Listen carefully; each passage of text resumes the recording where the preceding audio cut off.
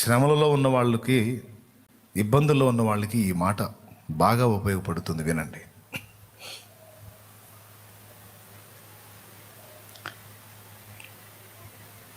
మనం చేసిన ప్రతి ప్రార్థన ఆలకించబడి మనకు జవాబు వచ్చిందనుకో, మళ్ళీ చెప్తున్నా, మనం చేసిన ప్రతి ప్రార్థన దేవుడు విని మనకు ఆన్సర్ ఇచ్చాడు అనుకో, మనం దేవుని నమ్మినట్టు.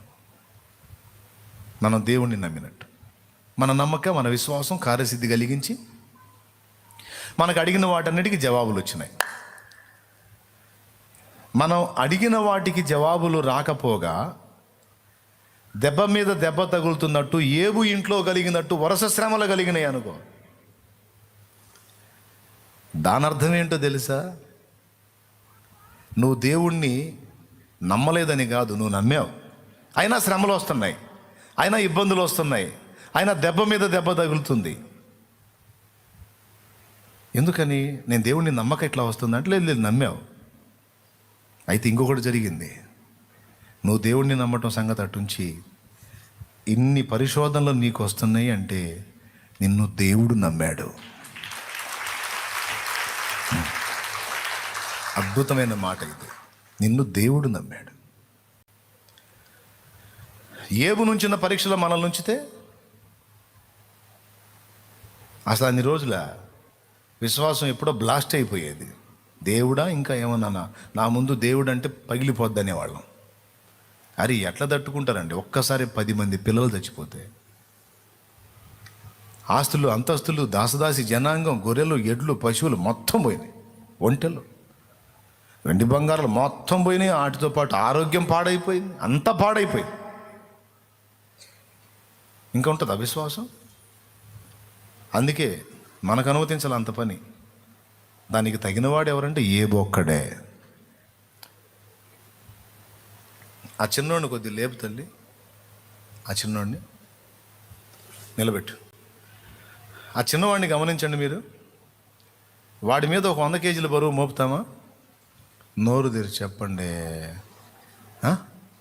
పోనీ ఒక 50, ఒక 20 కష్టమేనా? చూడండి, ఆ చిన్నవాడిని చూపిస్తాడు క్యాంప్లో. పాప ఎటు పోయాడు మావాడు ఇప్పుడు దాకా. అది చూశారు కదా, ఆ చిన్నవాడిని చూశారు కదా. రైట్. ఇప్పుడు కెమెరా తిప్పేసుకున్నాను. ఎన్ని కేజీలు మోపుదాం? ఒక 20 మోపుదామా? పోనీ ఒక 15, ఒక 10 కూడా వద్దా? ఎందుకని మరీ చిన్నోళ్ళు అన్న పాప వాడు 10, 5 కేజీలు వాడికి ఎక్కువ కదా. మనం వాడి మీద ఆ బరువు మోపాలంటే ముందు మనకు నమ్మకం కుదరాలా? హలో, ఒకడి మీద మనం ఒక బరువు మోపాలంటే ముందు మనకేం కుదరాలా? అది మొయ్యగలడా లేదా, మొయ్యగలడు లేదా మొయ్యలేడు అనే విషయంలో క్లారిటీ ఉండాలా. ఒక శ్రమని నీకు దేవుడు రానిచ్చాడు, ఒక ఇబ్బందిని నీకు రానిచ్చాడు, ఒక పరిశోధన నీకు రానిచ్చాడు, ఒక పరీక్ష నీకు రానిచ్చాడంటే నువ్వు ఎంత కెపాసిటీ కలిగి ఉన్నావో, ఎంత వెయిట్ మోయగలవో ఆయన ఎరిగే నీ మీద మోపాడు. వాడి రేంజ్కి ఒక 2 కిలోలు ఓకే అయిద్ది అనుకుంటా. 2 కూడా మోయలేడు, 1 కిలో.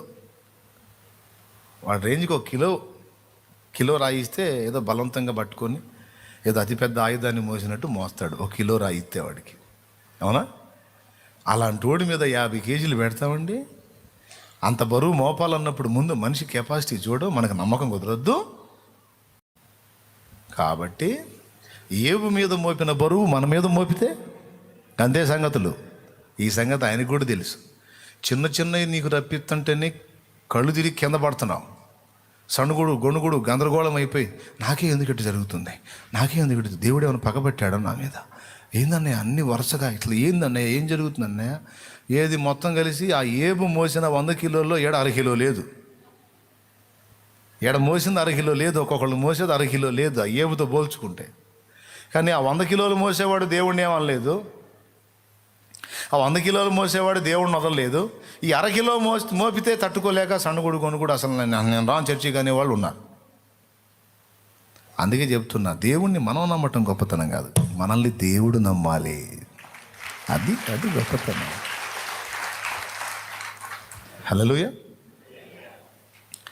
ఆమె పెనిమిటి ఆమె యందు నమ్మిక ఉంచును, అతని లాభ ప్రాప్తికి వెలితి కలుగదు. ప్రభా నన్ను వాడుకో ప్రభా, నాకు పరిచర్య ఈ ప్రభా, నా చేత నీ సేవ చేపించు ప్రభా, నన్ను వాడుకో ప్రభా అని అడిగావు.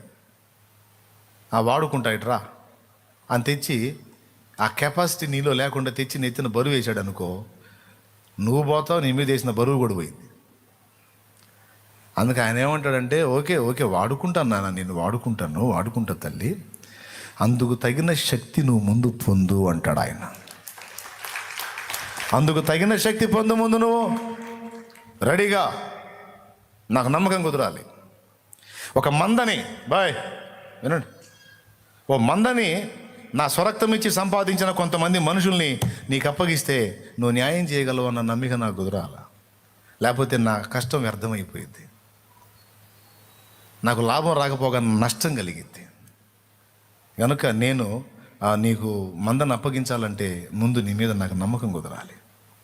నువ్వు ఆ మందని బ్యాలెన్స్ చేయగలవా, లాగగలవా, రన్నింగ్లోకి తీసుకురాగలవా, అభివృద్ధి చేయగలవా అన్నీ చూడాలి నేను. ఇప్పుడైతే నీకు ఆ కెపాసిటీ లేదు. అందుకు తగ్గట్టు నువ్వు రెడీ అయితే, నువ్వు ఎంత రెడీ అయితే అంత మందని నీకు ఇస్తాను నేను. నువ్వు ఎంత బరువు మోయటానికి సిద్ధమవుతావు అంతమంది నేను నీకు ఇస్తా. నువ్వు అలా సిద్ధపడకుండా ప్రభువా నన్ను వాడుకో ప్రభువా అంటే ఇక నేను ఏం చేయలేను. ముందు రెడీ కావాలా, నాకు నమ్మకం కుదరాలా. కాబట్టి ప్రభువును మనం నమ్ముట కాదు, అంతకంటే శ్రేష్టంగా ప్రభువు మనల్ని నమ్మునట్లు మనం నడుచుకోవాలి. కొంతమంది కనిపెట్టడంలో మంచి నిపుణులు. ఏం కనిపెడతారంటే, ఎదుటి వాళ్ళ జీవితాల్లో ఏమేమి తప్పులు ఉన్నాయో, ఏమేమి లోపాలు ఉన్నాయో సుదీర్ఘ పరిశోధనలు చేసి కనిపెడుతుంటారు. ఆ పరిశోధన అంతా అయిపోయిన తర్వాత వచ్చి చెబుతారు, నేను కనిపెట్టేశాను బ్రదర్ అంట. ఏం కనిపెట్టావు బ్రదర్ అంటే, అతను తేడా ఎట్లా అంటే ఎవిడెన్స్తో సహా ఉన్న నా దగ్గర 2 నెలలుగా కష్టపడ్డా, మొత్తం సేకరించా. ఏం ఒరిగింది? ఒక అక్క వచ్చింది, అక్క కనిపెట్టేశా, ఫుల్ తేడా ఆమె. ఎట్లా చెప్పగలవు? మొత్తం ఇప్పటికి 4 నెలల నుంచి పరిశోధనలో పెట్టా, ఫొటోస్తో సహా మొత్తం ఎవిడెన్స్తో సహా ఉన్న నా దగ్గర. ఇతరుల జీవితాల్లోని విషయాలు, ఇతరుల సంగతులలోని లోపాలు ఇట్లాగా కనిపెట్టే పరిశోధకులు కొంతమంది ఉన్నారు. డిటెక్టివ్స్ లాగా పరిశోధకులు అన్నమాట. వాక్యం ఏం చెబుతుందంటే, అవి కనిపెడదు కానీ తర్వాత ముందు నువ్వు కనిపెట్టాల్సింది కొన్ని ఉన్నాయి నాన్న, వాటి సంగతి చూడన్నాడు. నీ కంటిలోనున్న దూలమనెంచక ఎదుటివాని కంటిలో నలుసును నీవు కనిపెట్టనేలా లేదా వెతకనేలా? అది ఎదుటోడి కంట్లో నలుసును వెతికి అందులో పరిశోధన చేసి కనుగొనే ఓ తమ్ముడా చెల్లి, నువ్వు పరిశోధన చేయాల్సింది, నువ్వు కనిపెట్టాల్సింది ఫస్ట్ నీ కళ్ళలో ఏమున్నాయో. ఇది వాక్యం, అవునా? మనుషుల్లో తమ స్థితిని తాము ఎరగరు. తాము ఏ లోపం కలిగి ఉన్నారో, ఎలాంటి క్రియల్లో ఉన్నారో తమను తాము కనిపెట్టుకోరు. ఎదుటి వాళ్ళలో కనిపెట్టడానికి ట్రై చేస్తారు. అందుకని పాయింట్ నెంబర్ 1లో చెప్పాను ఆ రోజు నేను, ఏం కనిపెట్టాలి అంటే ఫస్ట్ మన నడతలను, మన ప్రవర్తనను మనం కనిపెట్టాలి. ఇది సామెతల గ్రంథం 14వ అధ్యాయం 15వ వచనమట. చూడండి ఒక్కసారి. జ్ఞానము లేనివాడు ప్రతి మాట నమ్మును, వివేకి అయిన వాడు తన నడతలను బాగుగా కనిపెట్టును. వివేకి అయిన వాడు పరుల నడతలను బాగుగా కనిపెట్టునన్నాడా, తన నడతను అన్నాడా? అందరు నోరు తెరిచి చెప్పండి ఒక మాట, ఎవరి నడతనే? ఇది మనకు కావాల్సింది. ఇది మొదట ఎదుటి వాళ్ళలో లోపాలు అన్వేషించే మనం అసలు మన నడతల్ని కనిపెట్టుకోవాలి ఫస్ట్. యేసయ్య కూడా నేర్పింది అదే. ముందు నీ కన్ను చూసుకో, నీ కళ్ళు తేటగా ఉంటే అప్పుడు ఎదుటివాళ్ళ నలుసులు నువ్వు ఈజీగా తీసేయవచ్చు. అరే నీ కళ్ళే గుడ్డి కళ్ళు అయిపోయినా, ఇంతంతలో దూలాలు పెట్టుకొని కూర్చున్నావు, నువ్వే చెడిపోయి ఉన్నావు, భ్రష్టు పట్టున్నావు. నువ్వు వాడి కంట్లో నలుసు తీయటానికి బయలుదేరావు, సిగ్గుందా నీకు అంటాడు ఆయన.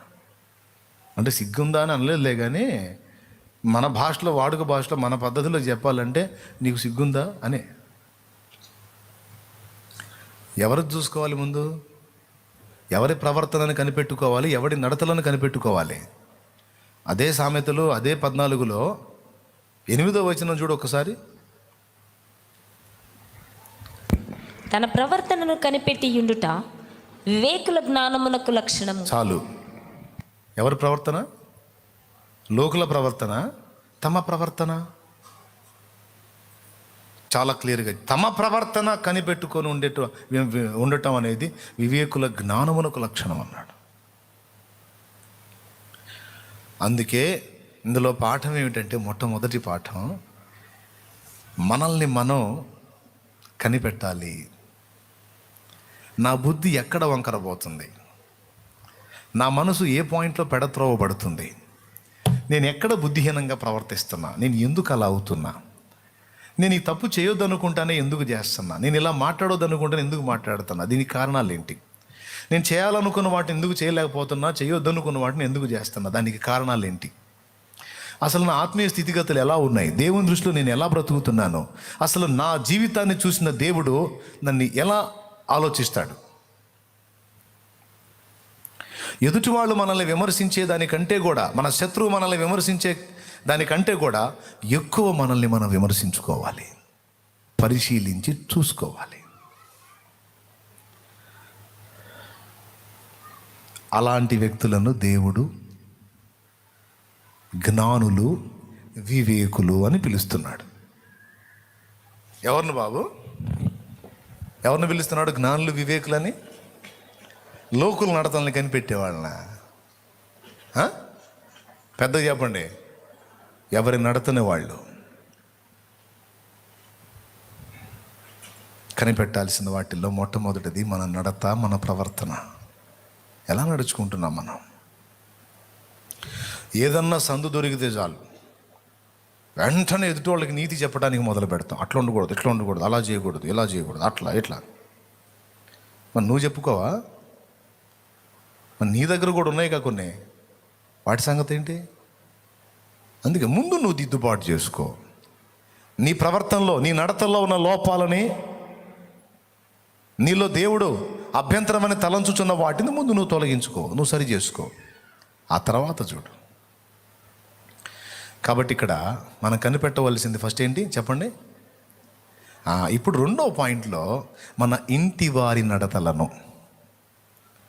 ఫర్ ఎగ్జాంపుల్, ఒక ఫ్యామిలీలో ఒక కొడుకుగానో, ఒక తండ్రిగానో, ఒక తల్లిగానో, ఒక అన్నగానో, ఒక చెల్లిగానో, ఒక అక్కగానో, ఒక భార్యగానో, ఒక భర్తగానో, ఒక బిడ్డగానో నువ్వు ఉన్నావు అనుకో. ప్రతి మనిషి మొత్తానికి కుటుంబంలో ఏదో ఒకటి అయి ఉంటారు. ఓ భర్తగానో, ఓ తల్లిగానో, ఓ కొడుకుగానో, ఒక అన్నగానో, అక్కగానో, చెల్లిగానో ఏదో ఒకటి అవుతారు.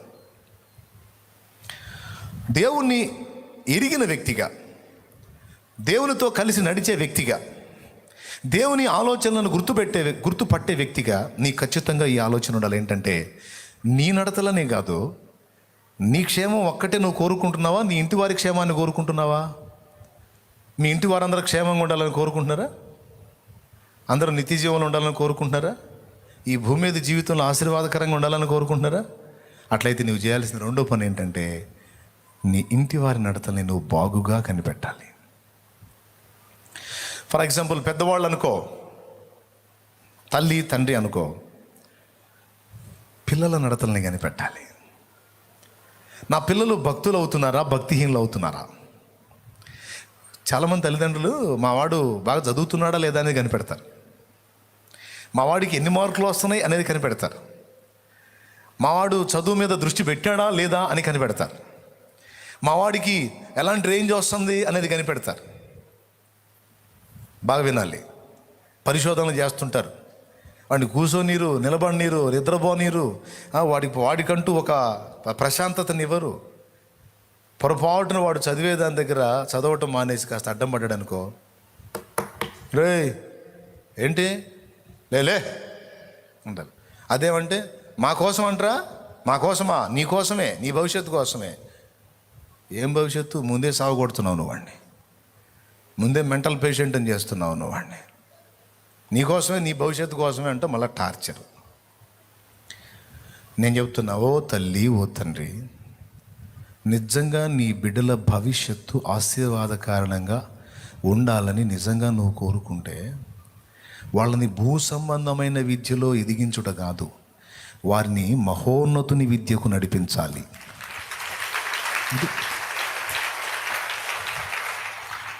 ఈ భూ సంబంధమైన జీవితంలో బ్రతకడానికి ఏదో ఒక విద్య కావాలి కాబట్టి చదువు అవసరమే. కష్టపడాలి, ఇష్టపడాలి, చదవాలి, సాధించాలి, కాదని నేను అనటల్లా. అంతకంటే శ్రేష్టంగా ఈ విద్య కంటే ముందు నీ బిడ్డల్ని మహోన్నతుని విద్యకు అలవాటు చేసి దేవుని భక్తిలో వారు ఎదుగునట్లు జాగ్రత్త పడాలి. కొంతమంది తల్లులు తమ పిల్లలు దేవుని సన్నిధిలో ఆసక్తిగా ఎదుగుతుంటే పని కట్టుకొని వాళ్ళని ఆపి చెడగొట్టి పనికి మాలిన వాటిలోకి పంపిస్తూ ఉంటారు. చర్చికి పోవాలరా, మేము ప్రార్థనకి వెళ్తాం, ఎప్పుడో ఆదివారం పూట పోవాలా, కాసేపు చూసుకోవాలా, పాస్టర్ ఏమైనా పెడతాడేంది, పాస్టర్ ఏమైనా తినిపిస్తాడంట ఆహారం, పైసలు ఇస్తాడా? పొద్దున్న లెగిస్తే అదే పిచ్చి అయిపోయింది నీకు. నేను చెప్పనా ఒక మాట, ప్రపంచ ప్రఖ్యాతిగాంచినటువంటి శాస్త్రవేత్తలలో పెక్కుమంది, ఏ మనుషుడు కూడా కనిపెట్టలేని వాటిని కనిపెట్టి ఈరోజు మానవ సమాజం మొత్తానికి అందుబాటులోకి తీసుకొచ్చినటువంటి వ్యక్తులలో 100 మందిలో 90 మంది బైబిల్ని ఎరిగిన వాళ్ళే, దేవుని అత్యంతంగా ప్రేమించి భక్తి చేసిన యోధులు, వాళ్ళు ప్రార్థనా పరులు. ఎట్లా అయ్యారో తెలుసా? వాళ్ళు భక్తి పరులు, మేధావులయ్యారు. వాళ్ళు ఎంత మేధాశక్తి అంటే వాళ్ళు కనుగొన్న వాటిని ఇంకొకటి కనుక్కోలేకపోయినాడు ప్రపంచం మొత్తంలో. అంత మైండ్ మెచ్యూరిటీ, మానసిక వికాసం, आइडियोलॉजी कैसा आया? अरे तू क्या रे, चर्ची को जाते तो क्या होता रे, ऐसा बोलते, कैसा ऐसा बोले तो कैसा, ऐसा नहीं बोलना. చర్చికి పోయి చిన్ననాటి నుంచి దేవుని సన్నిధిలో సండే స్కూల్ స్థాయి నుంచి ఎదిగి ఆత్మీయత నేర్చుకొని బైబిల్ చదివి ప్రార్థనలో తల్లిదండ్రుల పెంపకంలో భక్తితో పెరిగినటువంటి బిడ్డలలో పెక్కుమంది ప్రపంచానికి దీవెన, ఒక రాష్ట్రానికి ఒక దేశానికి కాదో ప్రపంచానికి దీవెనకరమైన సంగతులు కనుగొని చరిత్ర సృష్టించారు. గుండు సూది దగ్గర నుంచి పైన ఎగిరే రాకెట్ దాకా కనుగొన్న వాళ్ళు ఎవరో చెప్పండి మీరు? గుండు సూది దగ్గర నుంచి. బెదర్ చెప్పండి, బెదర్. సిట్టర్లు చెప్పండి, సిట్టర్. ఓరు కనుక్కున్నారు? ఆ జ్ఞానం వాళ్ళకి ఎవరు ఇచ్చారు? వాళ్ళందరూ ఏం చెప్పారో తెలుసా? నా తల్లి పసిప్రాయం నుంచి నన్ను దేవుని భక్తిలో పెంచింది. నేను పసిప్రాయం నుంచి సండే స్కూల్కి వెళ్ళాను. చిన్ననాటి నుంచి నేను దేవుని యందు భయభక్తులు కలిగి ఉన్నాను. వాక్యం చదివేవాడిని, చర్చిలో గడిపేవాడిని. ఆ చర్చి వాతావరణం అంటే నాకు ఇష్టం. నేను ఎందుకో తెలుసా పిచ్చిగా ఈ పిల్లల కోసం అవి అని ఏర్పాటు చేసేది? కొంతమందికి అర్థం కాదు. చాలామంది ఏంది, ఎక్కడ పోయిన పక్షులు ఉన్నాయా, జంతువులు ఉన్నాయా, అవి ఉన్నాయా, ఇవి ఉన్నాయా, ఈ పిల్లోడా పెద్దోడా, ఈ పిల్ల కోరికలన్నీ కోరుతూ ఉంటాడు. ఏంది? ఎందుకో తెలుసా? చిన్న బిడ్డల్ని దేవుని సన్నిధికి ఆకర్షించాలి. అందుకు